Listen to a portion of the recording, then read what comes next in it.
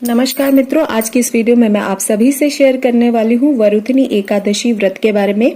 ये व्रत जो है वैशाख मास के कृष्ण पक्ष की जो एकादशी होती है उसी पर हम लोग सभी मनाते हैं और व्रत करते हैं, पूजा पाठ करते हैं और ईश्वर की आराधना करते हैं। विशेषकर भगवान विष्णु के वराह स्वरूप की आराधना करते हैं। तो विशेषकर जो लोग व्रत कर रहे हैं वो पहले से ही एकादशी का वही लोग ये व्रत कर सकते हैं और कुछ विशेष दुर्लभ संयोगों के साथ ये व्रत इस बार पड़ रहा है। तो आज की इस वीडियो में मैं आप सभी से शेयर करूंगी कि पूजा मुहूर्त क्या है, पारण मुहूर्त क्या है और इसी के साथ साथ कौन से विशेष उपाय आप कर सकते हैं जिससे आपके मतलब जो भी काम रुके हुए हैं वो सारे काम बनने लगेंगे। जैसे किसी भी प्रकार की आर्थिक समस्या होती है तो उसमें एकादशी का यह व्रत काफी फायदेमंद होता है। साथ ही साथ कुछ लोग मानसिक रूप से परेशान होते हैं, जैसे कि उनके मन की एकाग्रता नहीं होती। कभी कभी बच्चों में आप देखते हैं एकाग्रता वगैरह नहीं होती है या कोई भी काम जो है नहीं हो रहे हैं, बार बार वो रुक जा रहे हैं, तो उस कार्य को करने के लिए भी कुछ विशेष उपाय इस वरुथनी एकादशी पर किया जाता है और बहुत ही विशेष संयोगों के साथ पड़ रहा है। तो देखिए, वरुथनी एकादशी जैसा कि मैंने आप सभी को बताया कि वैशाख माह की जो कृष्ण पक्ष की एकादशी होती है उस पर हम वरुथनी एकादशी का व्रत रखते हैं और इस साल 2023 में 16 अप्रैल 2023 को ये व्रत रखा जाएगा। तो आप लोग 16 अप्रैल 2023 को ये व्रत रख सकते हैं, संकल्प कर सकते हैं। अच्छा, जो लोग पहले से कर रहे हैं केवल वही करेंगे और दूसरे लोगों को नहीं करना है। पहला कारण यह है कि पाचक लगा हुआ है, दूसरा जो शुक्र अस्त होने की वजह से इस कारण हम लोग ये व्रत जो लोग उठाना चाहते हैं वो लोग नहीं उठाएंगे। ठीक है, तो सबसे पहले मैं आपसे शेयर कर रही हूँ पूजा मुहूर्त। तो देखिए, ये पूजा मुहूर्त है सुबह 7 बज के लेकर 10 बज के 45 मिनट तक आप कभी भी पूजा कर मतलब शुरू कर सकते हैं। ऐसा नहीं है कि आप बाद में करना चाहें तो बाद में। कुछ लोग श्रीमद् भागवत का पाठ करते हैं या किसी विशेष प्रकार से पूजा करते हैं, तो वो नहीं। जो लोग मतलब कि इस समय आपको शुरू कर देना है अपनी पूजा। ठीक है, उसके बाद मैं आपसे ये बताना चाहती हूँ कि जैसे जो बच्चे होते हैं उनका जिनका पढ़ाई में मन नहीं लगता, भगवान के वराह स्वरूप की पूजा जरूर करनी चाहिए। वराह स्वरूप की पूजा करने से उनको, या हायग्रीव, भगवान का जो हायग्रीव स्वरूप है उसकी पूजा करने से विशेष उनको ज्ञान की प्राप्ति होती है और उनके जो भी मानसिक तरह की जो मानसिक बाधाएं होती हैं उनसे बहुत ही आसानी से शांति मिल जाती है और बहुत ही अच्छा बच्चों का कंसंट्रेशन होता है, दिमाग लगता है पढ़ाई करने में। तो भगवान के इस वराह स्वरूप की पूजा इस एकादशी पे करें, अवश्य करें। व्रत रहे या ना रहे वो अलग बात है, लेकिन आप पूजा जरूर करें। अच्छा, व्रत ना रहे तो भी आप चावल का सेवन ना करें। एकादशी के दिन चावल का सेवन नहीं किया जाता है, तो चावल का सेवन आप निषिद्ध रूप से ना करें। उसके बाद मैं आप सभी से शेयर करना चाहती हूँ कि जो हमारा दुर्लभ सहयोग कई बन रहे हैं, जैसे शुक्ल पक्ष का बन रहा है, ब्रह्म पक्ष का बन रहा है और त्रिपुष्कर योग, ये तीनों योग बन रहे हैं, शुक्ल योग, ब्रह्म योग, त्रिपुष्कर योग। उसमें कोई भी विशेष कार्य आप शुरू करना चाहते हैं, मान लीजिए पाचक लगा हुआ है, सूर्य शुक्र अस्त के है, गुरु अस्त के है, तो ऐसी कंडीशन में इस तरह के जो मुहूर्त होते हैं, शुक्ल योग होता है और इस तरह के योग में आप पूजा कर सकते हैं या कुछ विशेष कार्य शुरू करना चाहें तो कर सकते हैं। तो ये मैंने कम्युनिटी पे आपके साथ शेयर कर दिया, आप एक बार वहां से चेकआउट जरूर कर लीजिएगा। लिखित रूप में मैंने वहां आप सभी के साथ शेयर किया है। दूसरी बात, देखिए, वरुथनी एकादशी में राजा मंधाता की कथा भी आपको पढ़नी चाहिए।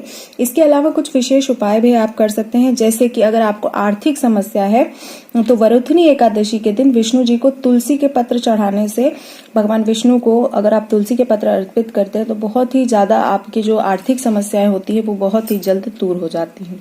उसी तरह से जो वरुथनी एकादशी, उस पर विशेष प्रयोग किया जाता है तुलसी के पेड़ के साथ। तो आप कुछ विशेष प्रयोग कर सकते हैं, जैसे मानसिक रूप से अगर परेशान है तो वरुथनी एकादशी के दिन अगर तुलसी की जो माला होती है, अगर आप मांगेंगे जहां पर पूजा पाठ का सामान मिलता है तो वहां पर तुलसी की जो माला होती है वो मिल जाती है, तो आप उसको गले में धारण कर सकते हैं। उस तरह से मानसिक जो शांति होती है वो आपको मिलती है, पढ़ाई लिखाई में एकाग्रता मिलता है, क्योंकि ये वरुथनी एकादशी भगवान विष्णु के वराह स्वरूप की पूजा की जाती है। तो इस समय भगवान को तुलसी माला चढ़ाकर आप गले में पहनेंगे तो आपको बहुत ज्यादा मानसिक रूप से परेशानी की दूर होगी। कई बार हम तीसरा उपाय मैं आपके साथ शेयर कर रही हूँ, कई बार हम जो होते हैं बहुत सारे कार्य करना चाहते हैं पर उसमें रुकावटें आती हैं, या अक्सर कई बार ऐसा होता है कि कार्य करते हैं और बिगड़ जाते हैं। तो वरुथनी एकादशी के दिन माता तुलसी को आप जल अर्पित करेंगे और जो जल अर्पित करने के बाद जब उनकी जड़ भीग जाएगी तो उसके आसपास की जो मिट्टी होगी वो मिट्टी माथे पर लगाने से इस तरह के कोई भी कार्य आपका जो रुक रहा है वो रुकेगा नहीं और वो पूर्ण हो जाएगा। तो इस तरह से हम कुछ विशेष उपायों के साथ इस बार का वरुथनी एकादशी का व्रत पूर्ण कर सकते हैं। आइए जान लेते हैं विधि क्या है। इसी के साथ विशेष उपायों में मैं आपके साथ ये भी शेयर करना चाहती हूँ कि जब हम विधि में स्नान आदि करके हम पूजा प्रारंभ करते हैं तो माता भूमि यानी जो पृथ्वी देवी हैं उनकी भी पूजा विशेषकर करनी चाहिए, क्योंकि ऐसी मान्यता है जो भगवान का वराह स्वरूप है उसमें अगर आप चित्र में देखेंगे तो भगवान ने माता पृथ्वी को अपने नाक पर धारण किया हुआ है। तो ऐसी कंडीशन में अगर हम भगवान की पूजा अगर भूमि की पूजा करते हैं तो भगवान को पूजा पहुंच जाती है। तो आप माता भूमि की भी पूजा जरूर करें। इससे कई प्रकार के वास्तु दोष भी दूर होते हैं, जैसे कि अगर आपका नया घर है या आप कहीं मतलब किसी जगह पर रहते हो तो जो वास्तु दोष होते हैं वो दूर हो जाते हैं। और जैसे कभी कभी हमारे मन में ये होता है कि हमको जमीन लेना है या घर लेना है, तो इस तरह का भी जो मनोकामनाएं होती हैं वो वरुथनी एकादशी व्रत के प्रभाव से पूर्ण हो जाती है। तो इसीलिए मैं आप सभी से शेयर कर रही हूँ कि जैसे स्कंद पुराण के अनुसार कोई भी वास्तु शास्त्र हो या ज्योतिष शास्त्र हो उसमें किसी भी प्रकार की बाधा हो तो भगवान के वरुथनी जो वराह स्वरूप है उस स्वरूप से पूर्ण हो जाता है। मतलब कोई भी तरह की जो स्कंद पुराण में जैसा कि बताया किसी भी प्रकार का जो मतलब दोष होता है वो सब दूर हो जाता है। तो भगवान के वराह स्वरूप की पूजा हमें अपने घर में जरूर करनी चाहिए और विशेषकर धरती पे आप करें, जमीन पे ही उनका आवाहन करें। जब हम कलश की स्थापना करेंगे तो धरती पे ही उनका आवाहन करें और उसी धरती पर उनके लिए उनके नाम से पूजा करें। और अगर आपके पास भगवान का चित्र नहीं है तो भी आप केवल और केवल श्रीमद् भागवत रख सकते हैं। श्रीमद् भागवत रख के और आप पूजा कर सकते हैं और दीप कलश की स्थापना करें। दीप कलश की स्थापना करें और दीप कलश की स्थापना करने के बाद वो जो कलश रहेगा वही भगवान वराह का स्वरूप है और उसी कलश पे जो है आप पीले रंग का कपड़ा वगैरह पहना के आप पूजा कर सकते हैं। संकल्प से रिलेटेड वीडियो मैंने आपके साथ शेयर कर दी है, गुरुवार संकल्प वीडियो मैंने डाली है। उसी तरह से आप ये वरुथनी एकादशी व्रत का संकल्प कर लीजिएगा। भगवान विष्णु का ही संकल्प है, सब कुछ वैसा ही रहेगा, बस तिथि आप चेंज कर दीजिएगा। वैशाख मास की कृष्ण पक्ष की एकादशी तिथि है, बस आप उसमें यही चेंज कर दीजिएगा, ठीक है। इसी के साथ मैं आपसे शेयर कर रही हूँ भगवान के वराह स्वरूप की जो मंत्र है वो आप नोट कर लीजिए। स्क्रीन पे आपको दिख भी रहा होगा, ओम वम वराहाय नमः। इस मंत्र से आप 1 माला, 2 माला, 5 माला, 7 माला जिस भी तरह से आप करना चाहे कर सकते हैं। उसके बाद भगवान वराह की स्तुति भी की जाती है। मैं स्तुति के लिए यहाँ पर आप सभी के साथ शेयर कर रही हूँ और यहाँ पर उसका अर्थ भी आपको बताने की कोशिश कर रही हूँ। नमः स्वयं भुवे तुभ्यं स्त्रस्त्रे सर्वार्थ वेदिनी स्वयं भू सृष्टि रचयिता और सर्वार्थ, मतलब यहाँ पर इन सभी को मतलब जो भी सृष्टि के रचयिता हैं, जो भी परमात्मा का स्वरूप है, हिरण्यगर्भ वेद परमात्मा को नमस्कार है। नमस्ते वासुदेवाय विष्णवे विष्णुये। तो इस तरह से आप भगवान वराह की स्तुति भी कर सकते हैं और उनकी चालीसा का वराह कवच का पाठ भी कर सकते हैं। ये काफी फलदायी है और जो वरुथनी एकादशी पर तो विशेषकर इनकी स्तुति करनी ही चाहिए। तो ये जानकारी संक्षिप्त जानकारी थी भगवान के वराह स्वरूप की, कुछ मंत्र की। और इसी के साथ मैं आपको एक बात और बनाना चाहती हूँ कि जो भगवान वराह हैं उनकी पत्नी देवी वराही की पूजा की जाती है, देवी शक्ति वराही की भी पूजा की जाती है। तो माता देवी महालक्ष्मी का ही स्वरूप है, तो उनका भी मन में ध्यान करते हुए दोनों की पूजा एक साथ करें। भगवान विष्णु और माता लक्ष्मी के ये फोटो भी रख के आप पूजा कर सकते हैं।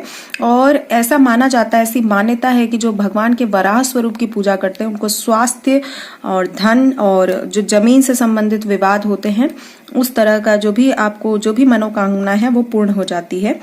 तो इसमें भी आप कुछ, अब जैसे यहाँ पर कुछ वराह पुराण में भी कुछ चीजें वर्तित हुई हैं जिसके बारे में मैं आपसे शेयर करना चाहती हूँ।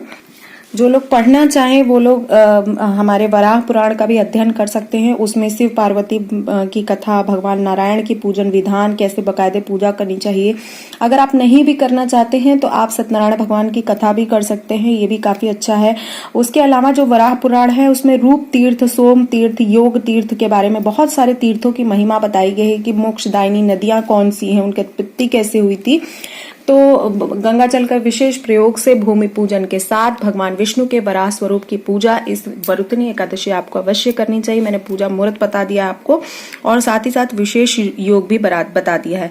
इसके अलावा जो भगवान विष्णु के वराह स्वरूप की जो उत्पत्ति हुई थी वो हिरण्यकश्यप की जो मृत्यु के लिए की गई थी, उसको मारने के लिए भगवान ने किया था।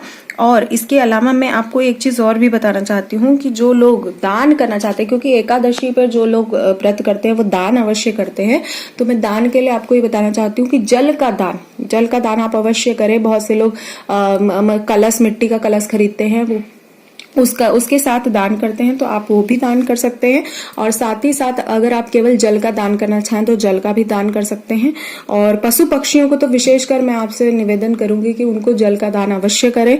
उसके साथ ही आप छाता का भी दान कर सकते हैं। ध्यान दीजिएगा, जो छाता का दान भी आप करना बहुत अच्छा माना जाता है इस समय वरुथनी एकादशी पर, तो आप इस तरह से दान कर सकते हैं, पूजा कर सकते हैं। वीडियो आपको कहीं पे भी किसी भी रीजन पे अच्छा लगा तो लाइक शेयर जरूर कीजिएगा। और आप लोग चैनल को सब्सक्राइब नहीं करते तो प्लीज चैनल को सब्सक्राइब कर लीजिए, बिल्कुल फ्री है। मिलते हैं नेक्स्ट वीडियो में।